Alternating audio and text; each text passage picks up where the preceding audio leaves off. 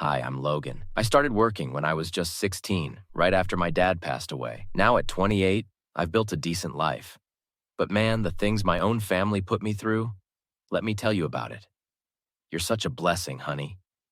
My mom Linda would say this every time she needed something. Today was no different as she sat at our kitchen table, bills spread out in front of her. The electric company is threatening to cut us off again. Could you help just this once? Just this once. The same phrase I'd heard at least 20 times this year. Mom, what happened to the money I gave you last month? Your sister Sarah needed new work clothes. She's trying so hard at her new job. Speaking of Sarah, she bounced into the kitchen right then, showing off what looked like a designer purse. Hey, big bro, like my new bag? Got it on sale. My stomach twisted. Work clothes, huh? Logan, you're doing so well now with that promotion. Senior manager, your father would be so proud. Mom's voice cracked perfectly on cue. I rubbed my temples, remembering my conversation with Uncle Pete yesterday at his office. Kid, you're enabling them. I've seen this pattern before. They're taking advantage of your good heart. Uncle Pete had always been straight with me. He'd offered me my first job at his company, taught me everything I knew about business. The doorbell rang. My Aunt Rachel walked in, her face tight with concern. She hugged me, whispering, "We need to talk." Later that evening in Aunt Rachel's garden. Logan, honey, I saw Sarah at the mall yesterday. 3 shopping bags from high-end stores. She was bragging to her friends about how easy it is to guilt you into giving her money. But she said she needed help with rent. Wake up, sweetie, they're using you. Linda's been doing this since you were 16. Remember when you worked double shifts at the restaurant? She bought a new TV that month. My phone buzzed. Another text from Sarah. Hey bro, hate to ask but I'm in a tight spot. You don't owe them your whole life, Aunt Rachel said softly. Your mother's playing the victim while she's actually the one hurting you. I stared at the text, remembering all the extra hours, the missed social events, the delayed dreams, all to keep my family afloat. Or so I thought. Uncle Pete and I are here for you, Aunt Rachel squeezed my hand. But you need to start protecting yourself. Another text from Mom. Honey, the electric bill isn't the only thing. We might lose the house. I felt that familiar pull to rescue them, but Uncle Pete's words echoed in my mind. Sometimes love means letting people face their own consequences. Little did I know, their manipulation was about to reach a whole new level. But that's where this story really begins to get interesting. I was checking my banking app during lunch when my heart nearly stopped. A $3,000 charge at Nordstrom? I never shopped there. Scrolling further, I found charges from Sephora, Apple Store, and multiple restaurant bills I didn't recognize. Hey, we need to talk about this right now. I called Sarah, trying to keep my voice steady. Can't talk, I'm at work. Really? Because according to my credit card, you're spending thousands at Nordstrom. Silence then.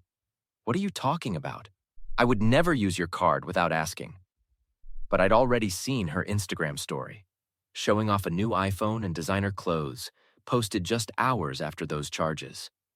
I drove straight to Mom's house. Sarah was there, wearing the exact outfit from the Nordstrom charge. How could you do this to me? Do what? I bought these with my own money. Sarah crossed her arms, but I caught the nervous glance she shot at Linda. Logan, honey, why are you attacking your sister? She's been working so hard. Mom stepped between us. Working hard at maxing out my credit card, you mean? Are you calling your sister a thief after everything we've done for you? I nearly choked. Everything you've done for me? We gave you purpose. Who would you be if you didn't have us to take care of? That's when I noticed Mom's new laptop on the counter, matching another mysterious charge on my statement. I called Uncle Pete from the car, my hands shaking. Deep breaths, kid. Come to my office. We'll figure this out. At his office, Uncle Pete pulled up my credit history. Logan, this is worse than we thought. There are 3 credit cards opened in your name in the past month. That's impossible. Look at the addresses, all registered to your mom's house. My phone buzzed with a text from Sarah. You're being dramatic. Family helps family. Another from Mom.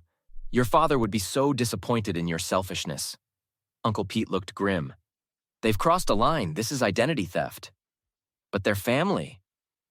Family doesn't destroy your financial future. I've got a friend at the bank's fraud department. We need to document everything. Later that night, I overheard Sarah on the phone through her bedroom window. Yeah, I got the new iPhone. Logan's such a pushover. Just had to cry about needing money for car repairs. Mom's even better at it than me. Got us 3 new credit cards. I recorded everything on my phone, feeling sick. We deserve nice things too, Mom's voice joined in. He makes all that money and keeps it to himself. Besides, he'll forgive us. He always does. My phone buzzed. Aunt Rachel. Found more evidence. Your mom's been opening store cards in your name too. Come over tomorrow. We need to make a plan. I sat in my car, staring at the house where I'd sacrificed everything to keep my family afloat. Now I knew. They'd been drowning me instead. Uncle Pete texted, "Time to stop being their ATM. Got all the documentation ready. Your move, kid." I didn't sleep that night, but I made my decision. Family or not, this ends now. The bank fraud investigator spread out all the documents on her desk while I sat there, still processing everything. Looking at these transactions, Mr. Logan, this is a clear pattern of identity theft. Uncle Pete leaned forward. What's our next step? Keep acting normal. We need more concrete evidence of their awareness of the fraud. I played my part perfectly. That evening at Mom's house. Hey, Mom, I'm thinking of getting a second credit card. Any advice? Oh, honey, those high limits are so tempting. I might have gotten a bit carried away myself lately. What do you mean? Nothing. Say, could you help with some bills again? I made sure my phone was recording. Didn't I just give you money last week? Well, Sarah's car broke down. Sarah walked in right then, carrying several shopping bags. Hey, bro, don't worry about my car. Got it covered. With what money? Oh, been saving up. Later that week, Sarah visited Aunt Rachel, not knowing she was recording everything for me. Honestly, Aunt Rachel, it's too easy. Logan's such a softie. We just drop hints about bills or emergencies and boom, instant cash. And those credit cards, Mom's idea was genius. What credit cards, sweetie? We found Logan's social security card in Mom's old files. Opening new cards was a piece of cake. Mom says he owes us anyway, after Dad left us with nothing. And Logan doesn't suspect? Please, he's too busy playing hero. Mom's gotten so good at the guilt trips, she should win an Oscar. Meanwhile, Uncle Pete and I met with his lawyer friend. These recordings, bank statements, and credit reports make a solid case. But there's something else you should see. He pulled up Mom's shopping history, dozens of online orders, maxed out store cards, secret P.O. boxes. Your mother has a serious shopping addiction. She's not just stealing from you. She's drowning in debt herself. My phone buzzed. Mom again. The power company's threatening to cut us off. I played along. I thought I paid that last month? Well, things came up. Like those new designer shoes you're wearing? Silence then. Don't you dare judge me. I deserve nice things after everything I've been through. Uncle Pete squeezed my shoulder. Almost there, kid. The bank's fraud department has everything they need. That night, I got a text from Sarah. Hey, need to borrow your card for an emergency. Sorry, can't find it anywhere. No worries, I'll just use one of the others. What others? The ones Mom... Never mind. Got her. Every conversation, every text, every transaction, all documented. The next morning, Aunt Rachel called with the final piece. Sarah just confessed everything to me. I recorded it all. She bragged about how they've been manipulating you for years. Are you ready for what comes next? I looked at the stack of evidence on my desk. Bank statements, credit reports, recordings, text messages. Years of manipulation and theft, all laid bare. Yeah, I'm ready. Time to end this. The police station was quieter than I expected when I filed the report. 2 officers went through my evidence while Uncle Pete sat beside me. This is extensive identity theft, Mr. Logan. Multiple fraudulent credit cards, unauthorized charges. We'll need to bring your family in for questioning. I watched through the 2-way mirror as they interviewed Sarah first. Those cards? Logan said we could use them. It was a family agreement. Do you have proof of this agreement? Well, no, but he's my brother. He's just doing this for attention. Then came Mom's interview. My son is confused. I raised him alone, sacrificed everything. Now he's trying to hurt us because he's jealous of our happiness. The detective slid her credit card statements across the table. Ma'am, you opened 6 credit cards in your son's name. That's a felony. But we're family.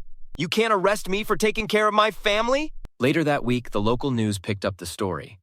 Prominent businesswoman Linda and daughter arrested for systematic identity theft. My phone exploded with messages from family friends. How could you do this to your mother, after everything she sacrificed? Then Aunt Rachel posted the recordings on social media. Listen to how they bragged about stealing from him. Judge for yourselves. The tide turned quickly. Mom's country club membership was revoked. Sarah lost her job. Their friends disappeared. You can stay with me as long as you need. Uncle Pete helped me move my essentials to his guest house. The credit repair specialist will be here tomorrow. Sarah called from the county jail. Please drop the charges, I'll pay you back. Like you paid back the $47,000 you stole? That's not fair, we're blood. Blood doesn't steal identity. Mom tried next. I'm your mother, I'll be homeless. Should have thought about that before opening fake credit cards. Aunt Rachel brought over dinner and credit reports. Your score dropped 200 points, but we can fix this. It'll take time, but you're free now. The court date arrived faster than expected. Sarah got 3 years probation and mandatory financial counseling. Mom faced stiffer penalties due to being the mastermind, 18 months in prison. Your Honor, they're my children, Mom wailed during sentencing. Mrs. Linda, you systematically destroyed your son's financial future while playing the victim. The court shows no sympathy. 6 months later, I sat in my new apartment, looking at my improving credit score. Uncle Pete and Aunt Rachel came by to celebrate. Just got word, Mom's appeal was denied. And Sarah? Working minimum wage, complaining about how unfair life is. You know they'll try to come back once Mom's out. Aunt Rachel poured the champagne. They're not my problem anymore. My new phone number works great. My promotion to regional manager came through last week. The office gossip about my family drama died down. My real family, Uncle Pete and Aunt Rachel, helped me build boundaries and self-respect. Looking at my peaceful home, healthy bank account, and 0 unauthorized charges, I realized something. Sometimes the best revenge isn't about getting even. It's about getting free. To freedom, Uncle Pete raised his glass. To freedom indeed. And to finally understanding that real family lifts you up. They don't steal your wallet while hugging you. Hey everyone, what would you do if you discovered your own mother and sister had been systematically stealing your identity and manipulating you for years? Would you press charges like I did, or try to handle it privately within the family? There's no easy answer when it comes to family betrayal. Some say blood is thicker than water, but others believe enabling toxic behavior just leads to more pain. Drop your thoughts in the comments. Have you ever had to choose between protecting yourself and protecting family? What did you do? If you enjoyed this story of family drama and justice served, hit that like button and subscribe for more real-life stories that'll make you think. Your support means everything. Stay strong out there. Sometimes the hardest choices lead to the best outcomes.